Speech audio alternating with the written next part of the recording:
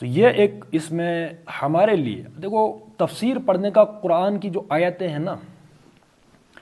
اب اگر کوئی یہ کہے کہ یہ تو اہل کتاب کے لیے، ہمارے لیے اس میں کیا سبق ہے، اور اہل کتاب سے بحث نہ کرو مگر عمدہ طریقے سے، اب کوئی یہاں پر جو ہے وہ کٹ حجتی ہوتے ہیں نا، بھائی یہ تو اہل کتاب سے بحث کرنے ہے، کسی اور کے ساتھ بحث کرنا ہی نہیں ہے۔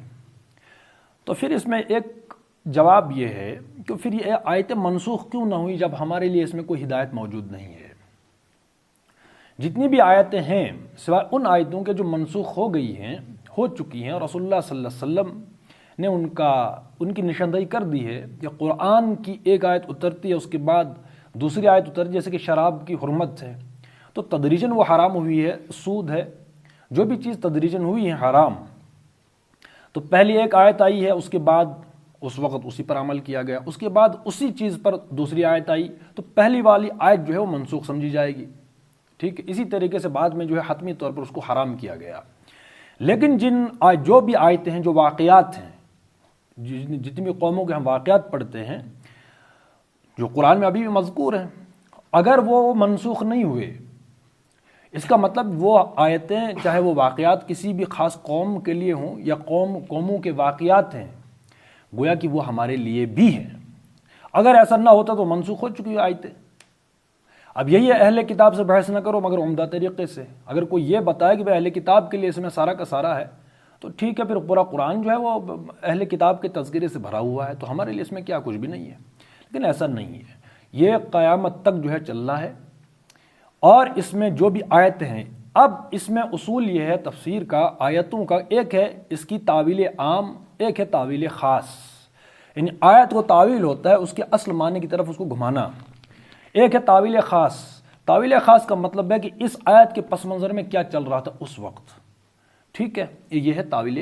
خاص۔ تعویل عام یہ ہے، تعویل خاص کے ضمن میں ہم یہ دیکھیں گے کہ اگر یہ آیت ہے، کوئی بھی آیت، اس آیت کو پہلے ہم دیکھیں اس کا بیک گراؤنڈ کیا ہے، پس منظر جس کو ہم کہتے ہیں۔ اگر تو بعین ہی ویسے ہی حالات اس وقت بھی رونما ہوں تو ہمارے لیے اس آیت پر عمل کرنا آسان ہو جاتا ہے کہ ایسا ہی واقعہ اس وقت بھی ہوا تھا جیسا کہ واقعہ ابھی ہوا ہے، تو ہم اس کے پس منظر میں جھانکیں گے کہ اس کے پس منظر میں کیا یہی واقعہ تھا یا نہیں تھا۔ اگر ہوا ہے ایسا واقعہ تو ہمارے لیے اس پر عمل کرنا کیا ہوگا، آسان ہوگا۔ اگر ایسا واقعہ جیسے کہ ان آیتوں کے نزول کے وقت جو بھی حالات تھے اس وقت وہ حالات ویسے نہ ہوں، اب ہم اس آیت سے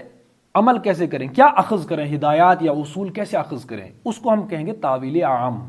پھر ہم یہ دیکھیں گے کہ یہ آیتیں ہم سے بجائے خود یہ آیتیں ہم سے کیا مطالبہ کر رہی ہیں، تو ہم سیدھے جائیں گے آیت پر۔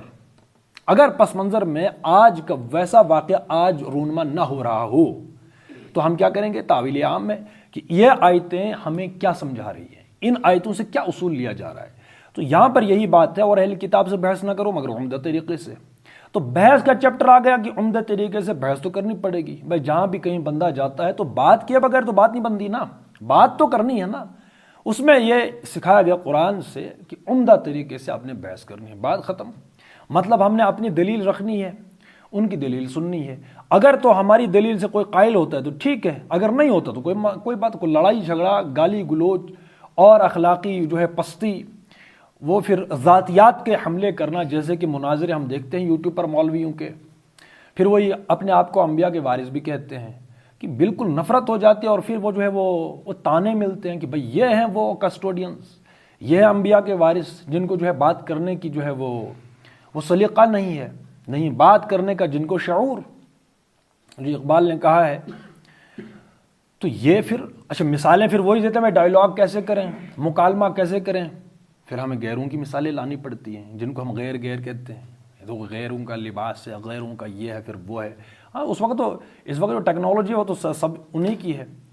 ٹھیک ہے نا، ہماری اذانیں بھی مکمل نہیں ہو رہی ہیں، پورا سسٹم ہے،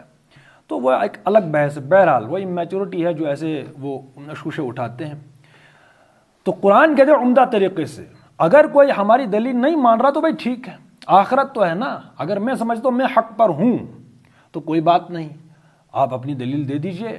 کوئی مانے ٹھیک ہے، نہ مانے تو بالکل عمدہ طریقے سے ذاتیات پر، سب سے گھٹیا اور جہالت جو ہے نا،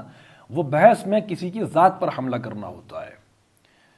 سمجھ رہے ہیں؟ اصولی بحث ہوتی ہے، اصولی بحث ٹھیک ہے، اصول میں یہ ہوتا ہے دلیل سنو اور دلیل دو، بات ختم.